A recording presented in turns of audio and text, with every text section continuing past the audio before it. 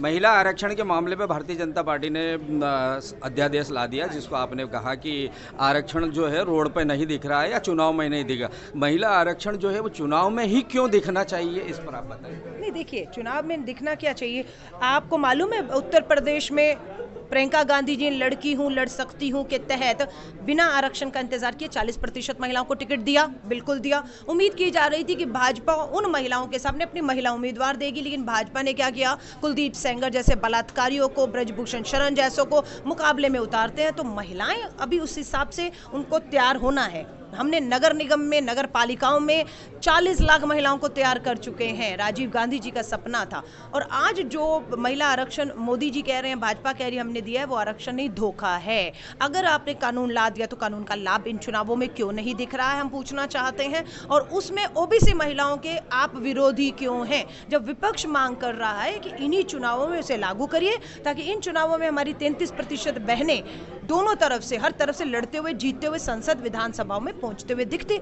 आप ना महिलाओं को हक दे रहे हैं और ना ओबीसी महिलाओं को हक दे रहे हैं। तो वही भाजपा की, आरएसएस की सोच दर्शा रही है कि ये सिर्फ जुमलेबाजी करते हैं, धरातल में सच्चाई के नाम पर झुंझुना हाथ में आता है। दूसरा क्वेश्चन ये है कि कर्नाटक में बजरंगबली को जिस प्रकार से जनता ने नहीं माना, उसी प्रकार से क्या आपको लगता है कि राजस्थान, छत्तीसगढ़ और मध्य प्रदेश के अंदर किसी प्रकार के हिंदुत्व और इस बात को लाया जाएगा? देखिए, जनता बहुत समझदार है और हिंदू समाज जो है वो ये कह रहे थे जागो जागो, और वो जाग चुका है। वो जैसे ही जागा, हिमाचल में 99% सनातनी हिंदू धर्म के लोग हैं, देवभूमि है, औंधे मुंह आकर भाजपा की डबल इंजन सरकार गिराई उन्होंने। कर्नाटक में बजरंग दल की तुलना बजरंग बली से की, प्रधानमंत्री जी ने मुंह तोड़ जवाब दे दिया, हिंदू जाग चुका है और आपको सत्ता से बाहर कर दिया। अब यहाँ पर भी वो चाहता है कि मुझसे 2 करोड़ नौकरी का वायदा किया, तो उससे बात करिए। महिलाओं को महंगाई से राहत की बात की थी, उस पर बात करिए। किसानों की दुगनी आय की बात की थी, आप उस पर बात करिए। आप चीन पे बात करिए, आप पूंजीपति मित्रों की लूट पे बात करिए, लेकिन आप हिंदू, मुस्लिम, मंदिर, मस्जिद, सनातन, तेरा, इसमें उलझा कर आप कुछ हासिल नहीं करेंगे। जनता समझदार है और